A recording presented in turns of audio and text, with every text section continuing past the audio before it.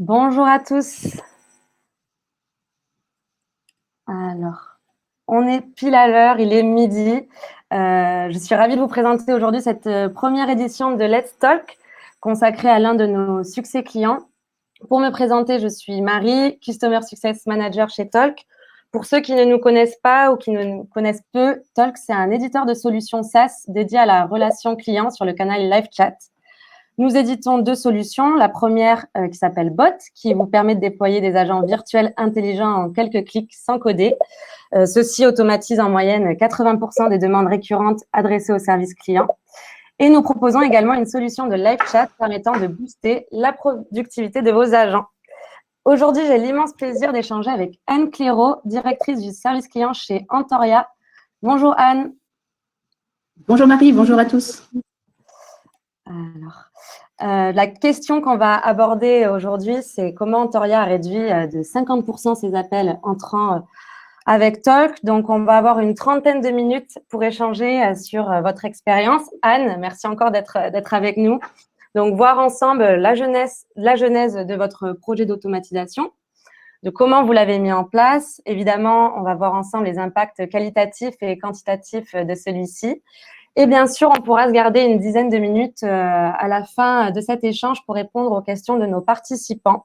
J'en profite d'ailleurs pour présenter Ulysse, qui est notre Product Manager chez Talk, qui conduit les différents produits de notre écosystème de façon à résoudre les besoins utilisateurs. Ulysse, à la fin de cet échange, pourra mettre en lumière vos questions. Donc, n'hésitez pas à utiliser le chat et on aura plaisir à vous répondre. Donc, Anne, vous êtes directrice du service client chez Antoria. Encore une fois, merci pour cette première édition de Let's Talk, d'être avec nous aujourd'hui. Est-ce que vous pourriez nous présenter Antoria, ce que représente le service client chez Antoria et bien sûr, ce qu'implique votre rôle? Bien sûr, alors je vais vous préciser, je suis directrice service au client pour la partie assurance de personnes, Oui. Puisque j'ai une homologue qui s'occupe de la partie IARD. En effet, chez Antoria, le service au client est spécialisé avec un site sur Lyon dédié à l'IARD et un site sur Rennes dédié à l'assurance de personnes. Donc, je m'occupe en effet du site de Rennes. Antoria, nous sommes courtiers grossistes, donc nos clients sont avant tout les courtiers de proximité. Mais nous gérons aussi les clients de nos clients, les assurés, même si nous n'avons pas de relation commerciale avec eux. Donc, c'est un petit peu la particularité de notre modèle, puisque ces assurés nous sollicitent pour la mise à jour de leur dossier, par exemple, tout ce qui est changement d'adresse, de compte bancaire, ajout ou suppression d'un ayant droit sur un dossier, pour le paiement de leurs prestations, que ce soit en santé pour les remboursements de soins ou en prévoyance pour l'indemnisation de leurs arrêts de travail. Donc, sur le site de Rennes, une centaine de collaborateurs sont dédiés au service aux clients assurance de personnes. 70 d'entre eux sont au sein de services de gestion de la relation client, répartis en différents périmètres, adhésion, vie du contrat, santé, prévoyance. Et puis, 30 collaborateurs sont chargés d'une activité plus transverse, dont nos chargés de relations clients au centre d'appel. Au global, nous traitons 5 000 demandes par jour en moyenne et nous avons un nombre d'appels entrants de 1500 par jour. Mais ce nombre moyen d'appels quotidiens se voit doubler, voire tripler au mois de janvier. C'est un petit peu la particularité des complémentaires santé. Ok, super intéressant. Merci Anne. Première question va être sur qu'est-ce qui a changé justement avec l'arrivée du Covid chez Antoria? Alors, le Covid a eu un fort impact sur le volume d'arrêt de travail, bien évidemment. Un petit peu également sur la saisonnalité des remboursements de soins médicaux en raison du premier confinement du mois de mars l'année dernière. Mais finalement, c'est surtout le comportement des assurés qui a évolué, puisqu'on a tous appris, par la force des choses, à utiliser de plus en plus Internet, que ce soit pour aller faire ses courses ou aussi pour toutes les démarches de la vie courante.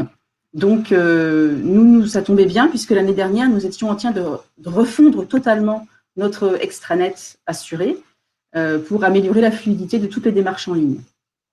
Aujourd'hui, en effet, on a 60% de nos demandes qui concernent la santé qui se font via l'Internet. 50% des demandes de mise à jour également se font par des démarches en ligne, ainsi que 30% des déclarations d'arrêt de travail. Donc aujourd'hui, notre objectif, il est vraiment de faciliter l'accès à l'information pour les assurés et canaliser toutes leurs demandes par ce média pour pouvoir nous gagner en efficacité et par contre déployer toute notre énergie sur des demandes beaucoup plus complexes qui demandent une vraie valeur ajoutée et pour lesquelles la relation humaine est-elle à ce moment-là indispensable. Ok, oui, vous nous parliez du nombre de demandes par jour qui est assez impressionnant. Effectivement, dans ce contexte aussi, on doit se digitaliser. Vous considérez que l'automatisation, elle a été indispensable à ce moment-là? Oui, parce qu'on a toujours ce fameux pic d'appel que j'évoquais tout à l'heure du mois de janvier, qui est lié en particulier aux demandes de cartes de tiers payants. Ces cartes, nous les avons dématérialisées et elles sont mises à disposition des assurés sur leur espace extranet. Mais depuis déjà 2 ou 3 ans, en fonction du portefeuille, nous les accompagnons donc au téléphone pour leur expliquer comment télécharger la carte et la récupérer de façon autonome sur leur espace assuré. Cette année, il était temps un petit peu de limiter ces appels récurrents, et en particulier donc tous ceux qui étaient liés aux cartes de tiers payants. C'est pour ça qu'on voulait vraiment mettre en place le chatbot avant la fin de l'année 2020, sur le mois de décembre 2020, pour pouvoir absorber ce volume d'appels en janvier. Ok, donc très clair pourquoi vous avez mis en place ce projet.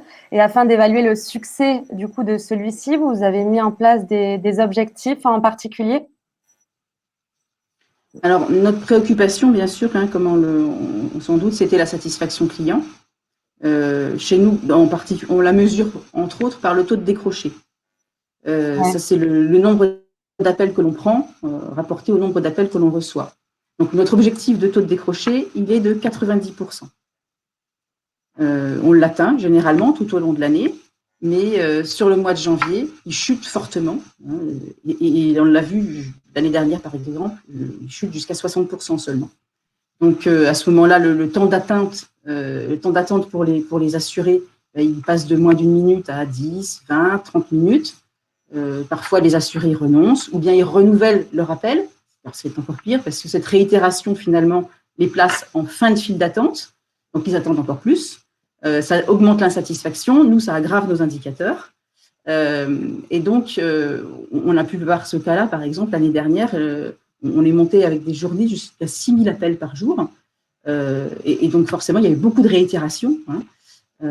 Et c'était beaucoup, alors sur ce mois de janvier, toujours, comme je le disais, des appels qui concernaient les cartes de tiers payants, la télétransmission, les échéanciers aussi, les attestations, parfois des explications aussi sur les remboursements.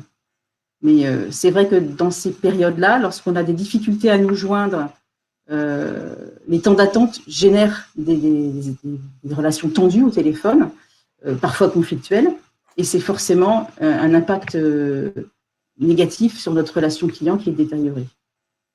Oui, ces relations tendues, j'imagine qu'elles ne sont pas forcément faciles à gérer, aussi pour vos conseillers en termes d'atmosphère. Moi, ce qui me marque profondément dans ce que vous dites aujourd'hui et lors des différents échanges que l'on a au fil de l'année, c'est cette place de l'humain que vous avez toujours au centre. Donc, bien sûr, quand je parle de l'humain, je parle de vos assurés, mais aussi de vos conseillers. C'est vrai que vous avez une vision où chaque requête, peu importe sa valeur, comme vous le disiez auparavant, doit être réglée. Donc, jamais personne ne doit rester insatisfait ou sans solution. Donc, on verra plus tard dans cet échange comment la création des parcours que vous avez mis en place est totalement imbriquée dans cette vision. Avant d'aller plus loin, je me demandais, aviez-vous un objectif de réduction de coûts à la mise en place de ce projet ou à minima de gel de vos dépenses? C'est vrai qu'il n'était pas envisageable, dans le contexte que je vous ai décrit tout à l'heure, de doubler ou tripler nos effectifs juste pour le mois de janvier. On a des temps de formation qui sont longs parce qu'il y a des périmètres de connaissances importants à acquérir. Et puis, le contexte du Covid nous incite tous à l'économie. Donc, c'est vrai que ça faisait partie aussi de nos objectifs. J'imagine. Et d'autres objectifs en tête à la mise en place de ce projet? En plus de la satisfaction client, de l'amélioration du taux de décroché, le chatbot nous permet aussi une disponibilité plus étendue, puisque l'information est disponible 24 heures sur 24, 7 jours sur 7. Nos assurés, on le constate, hein, gèrent souvent leur administratif le week-end. Donc, on a régulièrement beaucoup de demandes qui sont en stock le lundi matin, hein, puisqu'elles sont arrivées soit par mail, soit par les extranets pendant le week-end. Ça explique aussi une forte affluence au téléphone le lundi matin. Et donc, avec le chatbot, cette influence du lundi matin a tendance aussi à se glisser, car les assurés trouvent les réponses sur le site parce qu'ils sont guidés par le chatbot. Ok, très clair. Donc là, on comprend bien. Vous avez souhaité digitaliser au maximum l'expérience client, notamment pour les requêtes à faible valeur ajoutée, pour les démarches, comme vous disiez, de mise à jour ou les téléchargements de cartes tiers payants assez spécifiques à votre secteur, justement afin de capitaliser sur l'humain, justement pour les requêtes où celui-ci il est indispensable. Donc, merci, on comprend bien pourquoi vous avez initié ce projet. On va essayer de comprendre maintenant si automatisation et excellence client sont compatibles. Intéressons-nous à ce chatbot que vous avez appelé Antobot. Quel est son périmètre et quelle est sa mission? Alors, notre priorité, elle était surtout de soulager le centre d'appel de tous les appels simples pour que nos collaborateurs se consacrent aux appels complexes. Qui apportent une valeur ajoutée, hein, qui puissent vraiment apporter leur expertise, par opposition finalement au chatbot qui va répondre, lui, sur des questions simples. Donc, nous avons fait le choix de l'installer sur le site internet qui est dédié aux assurés et de le positionner post-connexion. Comme ça, une fois que l'assuré est identifié, eh bien, le chatbot peut directement le renvoyer en fonction des questions posées, directement sur les documents personnels qui sont demandés par l'assuré. Par exemple, la fameuse carte de tiers payant. Ok, super. Et du coup, pour commencer, comment vous aviez identifié les thématiques à traiter via le chatbot? Nous sommes principalement basés sur les statistiques du centre d'appel. Hein, Ok. nous avons cherché à couvrir les thèmes les plus récurrents qui arrivaient au centre d'appel. Ok, ça a du sens. Et quand vous avez lancé le projet, vous aviez directement l'intention de couvrir 100% des demandes? Non, pas du tout. Au départ, on s'était fixé toujours cette cible d'absorber les flux de janvier et donc de répondre principalement aux demandes de cartes de tiers payants et de télétransmission. On avait une foire aux questions sur l'espace assuré qui couvrait des questions concernant la santé ou les mises à jour principalement. Mais c'est vrai que très vite, parce que c'est très facile à faire, on a enrichi le bot de toutes les questions d'actualité. Aujourd'hui, à chaque fois qu'une nouvelle problématique se pose, on pense à enrichir le bot comme on peut le faire sur un Internet classique ou même sur un serveur vocal interactif. Maintenant, on intègre systématiquement des nouvelles informations dans le bot. La base de questions-réponses, elle s'est enrichie de 35% nous, dans les premières semaines. Donc, après 3 mois seulement d'utilisation, on l'intègre totalement dans nos réflexions, hein, comme je disais, aussi bien quand on se dit, tiens, il faudrait qu'on mette un message sur le serveur vocal interactif, ou bien il faudrait mettre un pop-up sur le site assuré, on pense aussi, tiens, quelle information, comment peut-on véhiculer l'information via le chatbot? Ok, très clair. Oui, effectivement, avec Talk, vous allez être en mesure d'identifier avec TalkBot les demandes qui ne sont pas encore traitées par le chatbot. Ça va être super simple. Cette bonne pratique que vous avez, ça va permettre d'augmenter votre taux d'automatisation. Donc, c'est vraiment un conseil qu'on donne à nos clients qui débutent avec nous, c'est de ne pas attendre d'être parfait, de traiter toutes les demandes pour commencer. Comme on dit souvent, done is better than perfect. Comme dit Manon chez nous, c'est si t'es, j'ai fait une petite dédicace, si t'es prêt, c'est que t'as raté le train.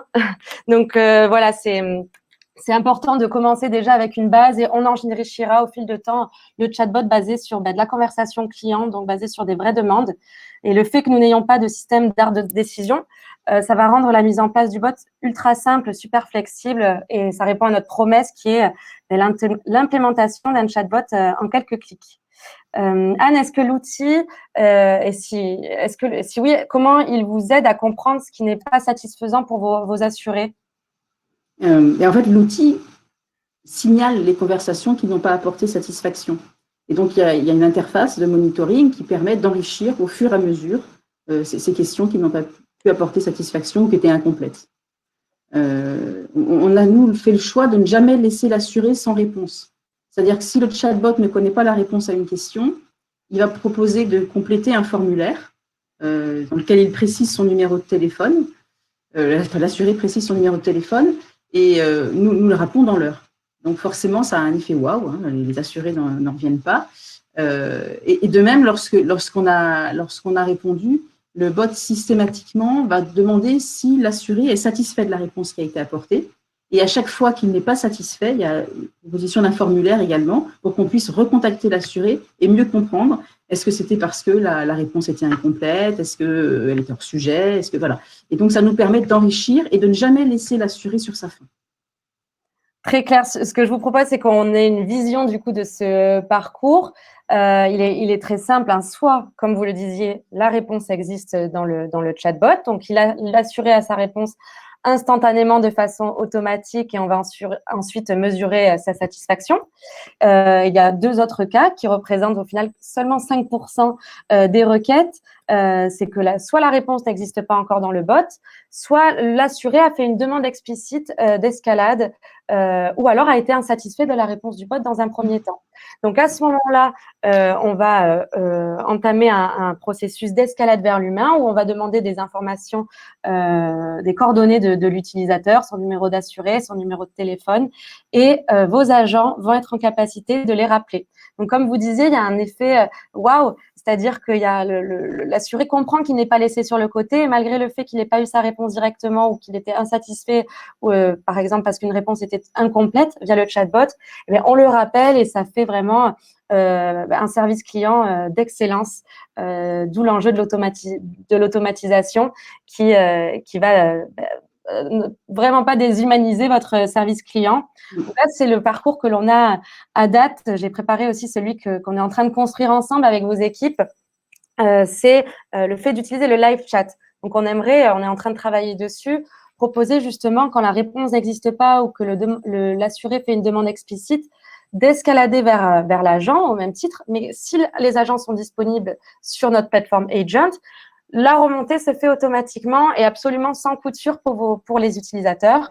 Et au cas où les agents sont indisponibles, hors des horaires d'ouverture, hein, tout simplement du centre de service client, il y a ce même système d'escalade qui va être mis en place et l'assuré pourra être rappelé dès le lendemain si c'était pendant la nuit, par exemple. Vous me confirmez, Anne? C'est ça, tout à fait. Super. On a commencé les premiers tests. Ouais, donc c'est top ce parcours. Comme vous le voyez, il permet une gestion de 100% des cas, une gestion de toutes les incompréhensions ou insatisfactions éventuelles. C'est un peu le futur du service client. C'est un peu le service client dont on rêve tous en tant qu'utilisateurs et en tant qu'entreprise. Comment vous avez évalué l'investissement humain au début dans la période de conception et de setup du chatbot? Alors, on avait la chance d'avoir mis à jour toutes nos FAQ, puisqu'on avait prévu la refonte de notre Internet assuré, et que dans ce cadre-là, on avait retravaillé toutes nos foires aux questions. Et donc, sous format de tableur Excel, on a chargé ces questions dans Talk, hein, dans l'outil, et comme ça, on avait pu ensuite enrichir les nouvelles connaissances, à ajuster finalement les réponses. Mais on avait déjà une base de connaissances qui était toute prête, il a été juste nécessaire de charger dans l'outil. Ça a l'air super simple. Et du coup, en termes de setup, un projet de chatbot, on l'entend souvent, ça peut faire un peu peur. On parle quand même d'intelligence artificielle. De votre côté, combien de personnes ont participé à cette phase de setup justement et quel type de profil? Alors, c'est principalement une personne chez nous qui s'en est occupée. La prise en main de l'outil était très facile et rapide pour quelqu'un qui s'y intéresse. On avait la chance, nous, d'avoir une personne très motivée sur le projet. Nul besoin d'être informaticien ni de savoir coder. Hein. La personne en question, Julie, est une experte de notre centre d'appel. C'est une personne méthodique qui gère les flux et qui paramètre habituellement le serveur vocal interactif. Donc, elle a pris en main le bot. Elle avait beaucoup d'appétence pour cette nouvelle technologie, donc ça facilite un peu les choses aussi. Mais elle s'est tout de suite prise au jeu, et puis elle a formé d'autres collaborateurs maintenant qui peuvent prendre son relais. Mais le déploiement s'est fait finalement en un mois, puisqu'on avait donc chargé, comme je vous l'ai dit, nos foires aux questions. Julie l'avait un petit peu entraîné déjà de son côté, et puis ensuite, on a souhaité faire participer toute notre entreprise à la phase de test. Et donc, on avait connecté le chatbot sur notre espace assuré de test. Et on avait, avec des identifiants et mots de passe spécifiques pour l'occasion, proposé à tous les collaborateurs de l'entreprise de mettre à l'épreuve le chatbot. Et ça nous a permis comme ça de l'entraîner à une un peu plus grande échelle, puisqu'on est 400 dans l'entreprise, avant de le mettre vraiment à l'épreuve du grand public. Et donc, au fur et à mesure de ces tests, lorsque nous avons rencontré, par exemple, une moindre reconnaissance des questions, à ce moment-là, vous êtes venus à notre secours et vous nous avez accompagnés pour perfectionner l'utilisation d'outils et ajuster les paramétrages. Ok, super. Oui, on salue Julie, du coup, avec qui j'ai le plaisir d'échanger régulièrement. Par rapport au oui, c'est une super bonne pratique que vous avez eue d'impliquer votre entreprise à tester le chatbot, à discuter avec lui pour évidemment l'entraîner.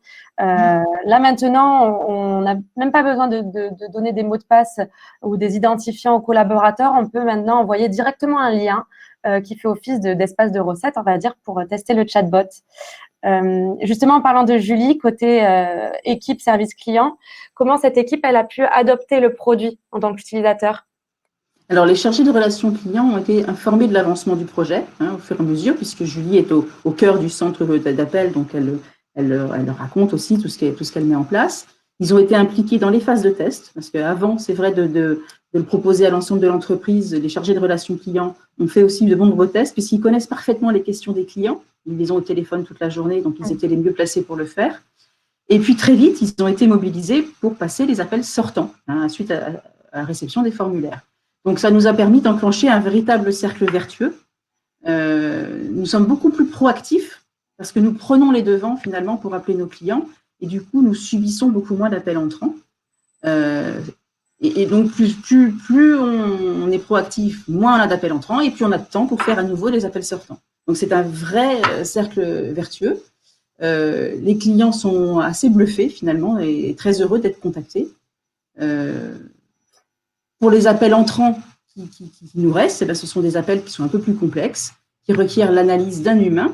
Et donc, c'est valorisant pour nos chargés de relations clients, puisqu'ils sont confrontés à des questions pour lesquelles il y a une vraie valeur ajoutée à parler à un humain. Vraiment, ça les valorise. Donc, le bot est finalement devenu un membre de l'équipe. Et il fait le tri. C'est un membre de l'équipe, c'est un standardiste. Il fait le tri entre les questions simples et les questions complexes. Et puis, il passe le relais quand la relation humaine est devenue nécessaire. On a aussi des collaborateurs qui sont impliqués dans le monitoring du Dentobot. Julie a formé aussi d'autres personnes pour prendre le relais. Ok, super. Ouais, c'est vrai que ça doit changer aussi la vie de vos conseillers, entre guillemets, dans le sens où ils avaient l'habitude peut-être des fois de traiter, surtout en janvier, des flux très, on va dire, des appels un peu très tendus, comme vous disiez au début. Et là, on va avoir carrément des assurés qui vont les remercier et les appels vont être beaucoup plus chaleureux. Donc, c'est agréable d'entendre ça. Pour finir sur ce sujet, par rapport à l'optimisation justement du chatbot, comment les équipes le font? Et dans la même idée, quelles sont les perspectives associées au chatbot? Alors, l'avantage du bot, c'est qu'aujourd'hui, on n'a pas du tout fait intervenir notre direction informatique. On a juste eu besoin qu'il nous aide pour connecter en fait le chatbot sur notre site internet. Mais aujourd'hui, on aimerait bien les impliquer et qu'ils nous développent finalement une API sur le système de téléphonie pour qu'on puisse remonter les formulaires en automatique sur le système de téléphonie et générer des campagnes d'appels sortants. Puisqu'aujourd'hui, cette gestion, elle se fait manuellement. C'est Julie qui récupère les formulaires et qui les pousse vers les chargés de relations clients pour qu'ils passent les appels sortants.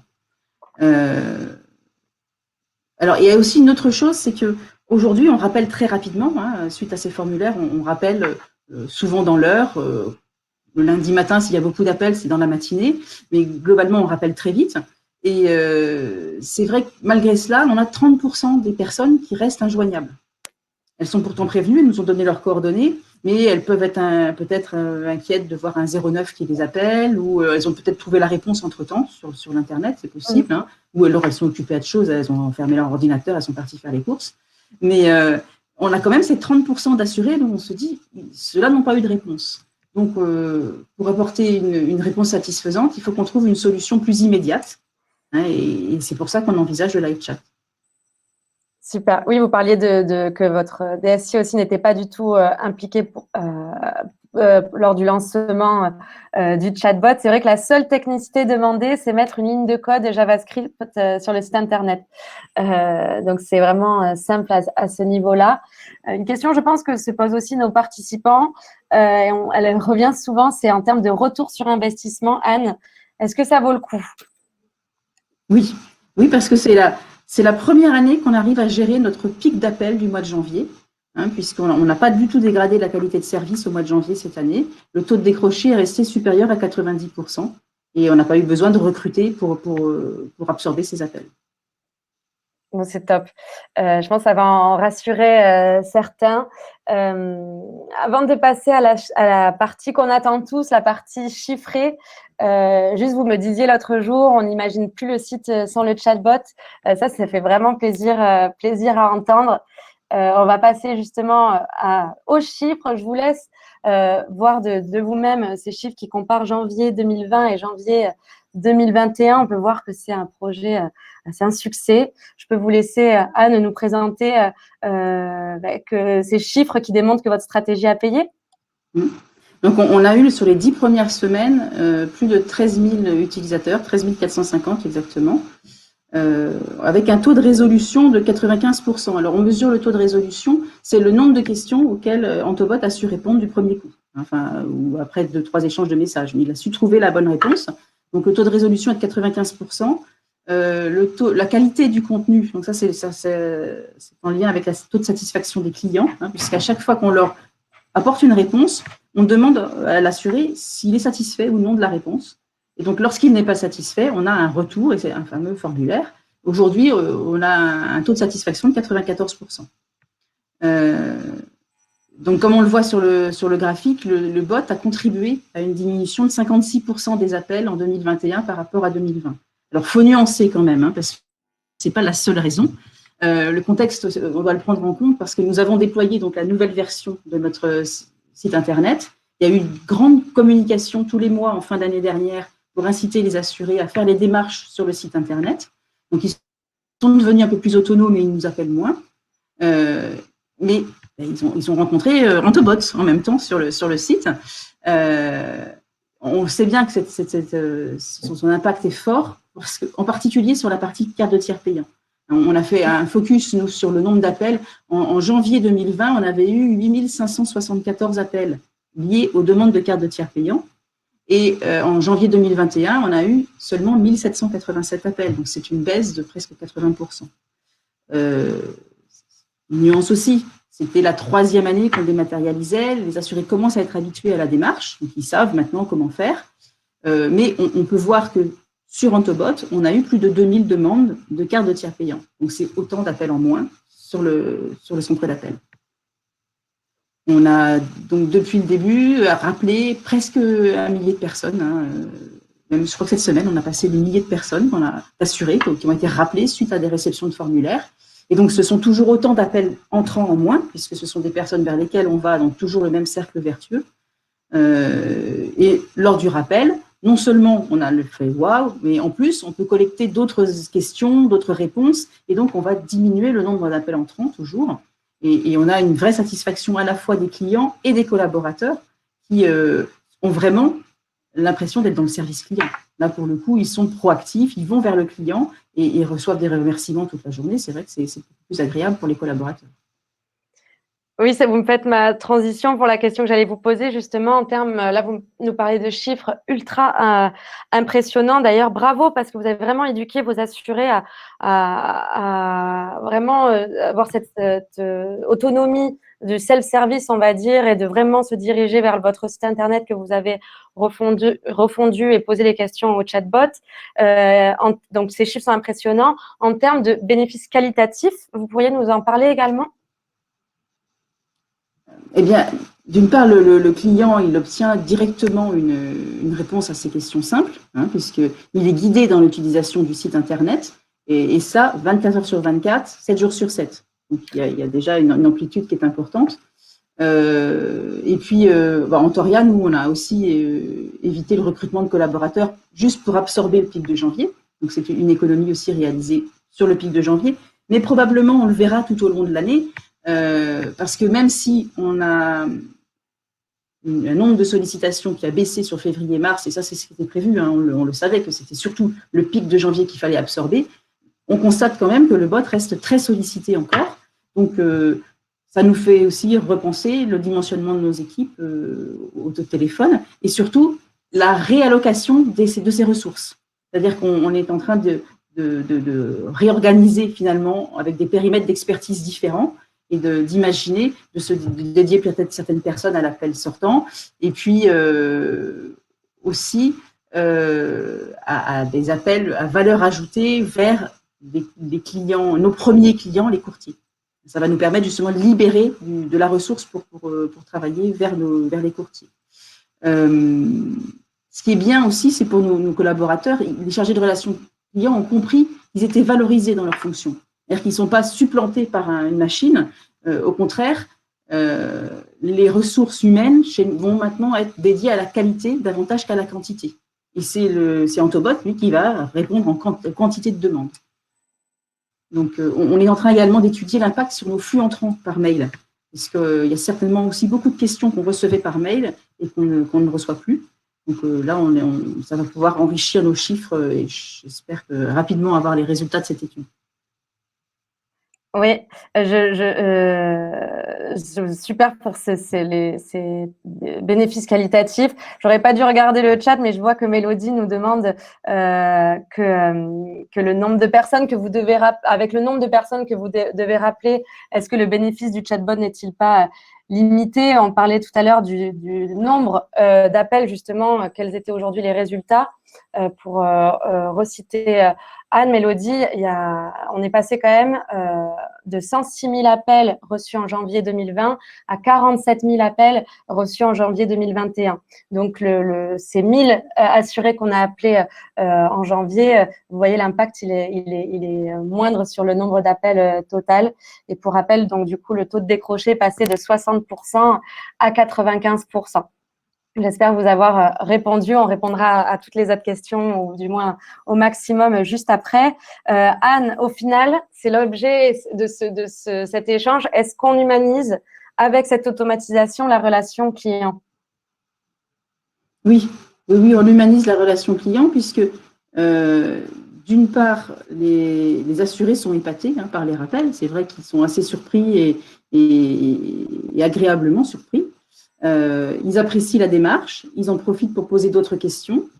Et puis, notre relation est beaucoup plus qualitative pour le reste des appels entrants, puisque du coup, on a plus de temps pour prendre des appels entrants qui sont souvent plus complexes, donc qui valorisent nos collaborateurs. Et puis, la pression est moindre aussi, puisque lorsqu'on a 20 personnes qu'on voit dans la file d'attente, on a tendance à vouloir accélérer les conversations, alors que là, on sait qu'on est disponible pour faire du qualitatif, être à l'écoute du client et prendre le temps de lui apporter des réponses complètes.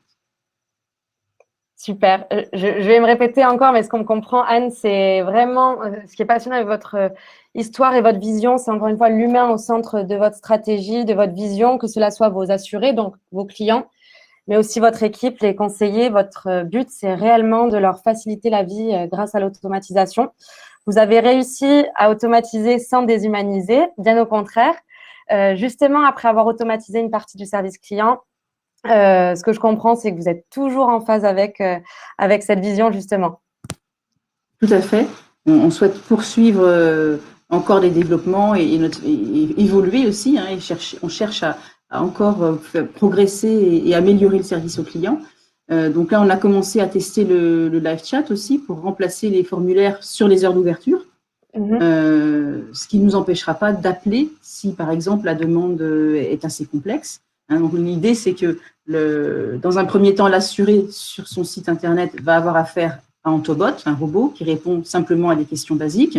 Si le robot ne sait pas répondre et qu'on est sur les heures d'ouverture, il va décrocher vers un chat en live. Donc là, on aura un humain qui va chatter avec l'assuré. S'il peut lui apporter la réponse par écrit, ce sera très bien, mais il aura aussi la possibilité de proposer un rappel. Ce sera encore plus personnalisé, finalement, puisque c'est l'agent qui proposera directement à l'assuré, écoutez, je vous appelle, ça va être plus simple. Super clair. Merci vraiment, Anne, d'avoir pris le temps de répondre à mes questions. C'était super intéressant. Ce que je vous propose, c'est qu'on a encore quelques minutes. C'est tout simplement qu'on réponde aux participants. Aux participants. Si on n'a pas répondu, on va voir s'il reste des questions. Ne vous inquiétez pas. Notre motto, c'est Leave no one behind. Donc, Manon ou notre équipe commerciale vous recontactera. Je ne sais pas si Ulysse, tu peux nous donner des questions? Bonjour. Oui, bien sûr, on a eu pas mal de questions. Alors, on a essayé d'y répondre au fur et à mesure, mais j'ai notamment une question de Sandrine sur la formation des conseillers qui voulait en savoir un peu plus sur comment étaient formés les conseillers chez vous en Toria. Peut-être que Anne, vous pouvez nous en dire un peu plus? Alors, les chargés de relations clients sont, comme je vous disais un petit peu tout à l'heure, doivent répondre sur un périmètre de connaissances assez important puisqu'ils vont aussi bien répondre sur la partie santé, des demandes de remboursement, de prise en charge optique, hospitalière, répondre sur des devis, sur le 100% santé. Ils vont répondre aussi sur toutes les affaires nouvelles, les nouveaux dossiers, les affiliations, les mises à jour. Ils vont également être amenés à répondre sur des arrêts de travail en prévoyance, sur les modalités, etc. Donc, c'est vrai qu'il y a parfois même sur des cotisations. Enfin, il y a vraiment un périmètre de connaissances important. Donc, quand on intègre un collaborateur, on va d'abord le former sur un périmètre adhésion, puis il va passer au périmètre santé. On va y aller progressivement. Et dès la première semaine, pour autant, il est un petit peu au téléphone, puisque grâce au serveur vocal interactif, lorsque les assurés appuient sur 1, 2, 3 ou 4, ils arrivent dans une file de téléphone sur une thématique. Et donc, c'est utile, ces thématiques-là, justement pour la montée en compétences et pour la formation des collaborateurs. On met 3, 4 mois, pour ceux 4 à 6 mois, on va dire, pour former un collaborateur sur tous les périmètres et qu'il soit vraiment à l'aise. Donc, on y va progressivement. Et pour ne pas qu'il ait à apprendre toutes les connaissances d'un coup, et puis on le met au téléphone et il faut tout faire d'un coup, par étapes, il commence une semaine après l'autre, et grâce à ces files d'attente, il a des thématiques bien précises et il saura répondre aux questions qui concernent la file d'attente sur laquelle il est connecté. Je ne sais pas, Ulysse, si la question parlait aussi de la formation par rapport à l'outil en lui-même. Si c'est le cas, je rajoute une petite une chose, c'est que chez Talk, vous avez un accompagnement sur mesure.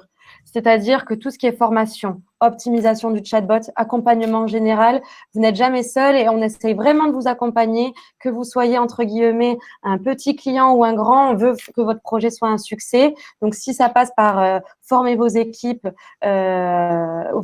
préparer des ateliers ou analyser votre base de connaissances, on est là aussi pour cette partie-là. Je pense que c'est clair et Sandrine a l'air de le confirmer dans le chat. Donc, merci à vous pour cette question. J'avais aussi des questions de la part de Caroline sur notamment le coût d'intégration de nouvelles infos dans le chatbot.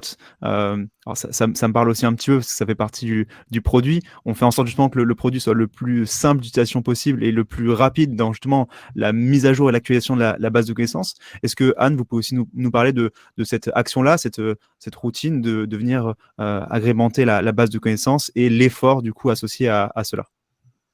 Donc on a parlé de Julie tout à l'heure. Hein, c'est vrai qu'elle, et pas seulement, puisqu'elle a en effet formé d'autres collaborateurs au centre d'appel, mais elle réceptionne tous les jours sur l'écran de monitoring. Elle voit en fait ce qui se passe en réel sur les échanges que Antobot peut avoir avec nos assurés et les questions auxquelles Antobot ne sait pas répondre. Ou si la réponse doit être affinée, doit être précisée, et elle enrichit au fil de l'eau sur l'outil, sur l'interface de Talk, de manière à ce qu'il apprenne à mieux répondre d'une fois sur l'autre. Donc c'est assez simple, et c'est vrai qu'elle l'a pris en main très rapidement, et elle l'explique à nos collaborateurs aussi qui prennent le relais, comment le faire de façon assez simple. Donc, ça se passe. Et c'est vrai qu'on avait bénéficié, j'ai vu dans le chat tout de suite, là je me laisse perturber un peu par les messages qui défilent, mais c'est vrai qu'on avait bénéficié, et c'est ce qui nous a convaincus du mois que vous nous aviez offert de test de l'outil.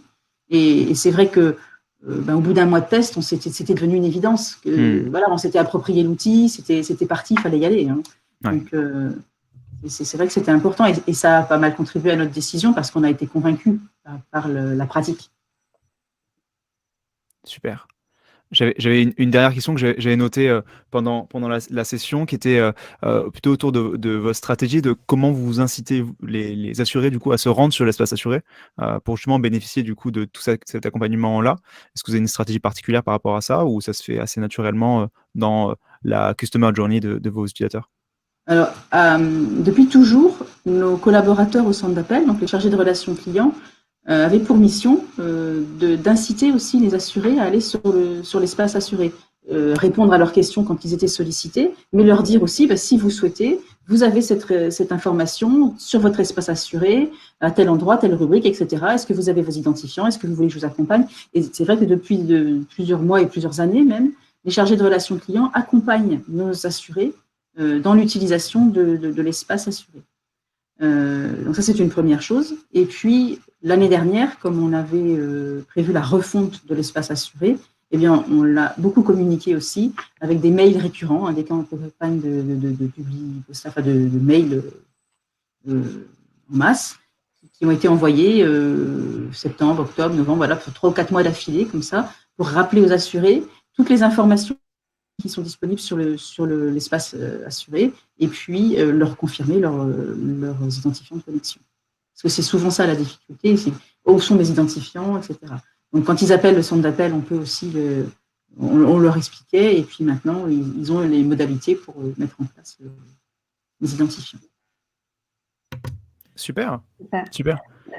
Benjamin, je vois votre question aussi, je me permets. Complètement. On va pouvoir mettre super facilement en place des questions intermédiaires pour affiner les réponses quand on a besoin d'une spécification pour donner la réponse à vos utilisateurs. Exactement. Encore une fois, je ne sais pas si on a d'autres questions, Ulysse. Je pense qu'on a répondu à tout dans le chat. J'espère qu'on a fait ce travail-là avec Manon, qui est venue un peu en renfort sur la fin, et je la remercie pour ça. Je crois qu'on a fait un peu le tour. N'hésitez pas à continuer à nous poser des questions. Peut-être qu'on prendra encore 5 minutes à la fin. Ouais. Mais voilà, je vous laisse reprendre la main. Ça marche? Ok, sachez en tout cas que d'autres success stories arrivent bientôt. Là, je ne vous fais pas une liste exhaustive de nos clients, mais vous pouvez avoir une idée des chatbots en ligne actuellement. Comme je disais dans le chat, vous avez la possibilité de tester, de mesurer vous-même directement les résultats de l'implémentation d'un chatbot ou de l'implémentation d'une solution de live chat. On vous offre 30 jours, donc profitez-en. Vous pouvez booker un appel avec Manon pour qu'elle comprenne bien votre besoin et qu'on vous propose la solution la plus en cohérence avec ceci. Je vous invite vraiment à discuter avec elle. Je pense que son lien Calendly se balade dans le chat. Manon n'est pas un chatbot, oui, je vous le précise aussi. Bien au contraire. Mais moi, c'est tout pour moi. Encore une fois, merci Anne. On est là encore 5 minutes si vous souhaitez qu'on réponde à quelques questions. De toute façon, elles sont bien notées. S'il y en a une qui est passée de côté, vous inquiétez pas. On a vos adresses email et Manon, moi-même, on se fera un plaisir de revenir vers vous. Ulysse, tu avais donné une autre question ou... Je pense qu'on peut s'arrêter là. Je vais finir de répondre au dernier message. De la part de tout le monde, je pense que je peux le dire, tout le monde vous remercie pour cet échange qui a été hyper enrichissant apparemment pour eux. Donc merci à vous de la part de tout le chat. Et merci à vous tous d'être présents. Là, je vois que vous êtes encore très nombreux sur cette période-là. Donc merci à vous. On va repasser sur le chat pour être sûr de ne louper aucune question. Dans tous les cas, on pourra aussi vous recontacter sans problème. On a vos emails, et à la fin de ce webinaire, vous allez recevoir la rediffusion pour pouvoir aussi, pourquoi pas, le passer à vos collègues de travail s'ils veulent avoir de l'information sur tout ce qu'on s'est dit. Super. Et Anne, je vous dis aussi à bientôt. On va pouvoir analyser ensemble la prochaine fois les bénéfices de la solution de live chat qu'on est en train de mettre en place. Donc, à très vite aussi, Anne. Et merci à tous de votre présence aujourd'hui. Merci à tous. Merci Marie. Merci Ulysse. Avec plaisir. Au revoir. Au revoir.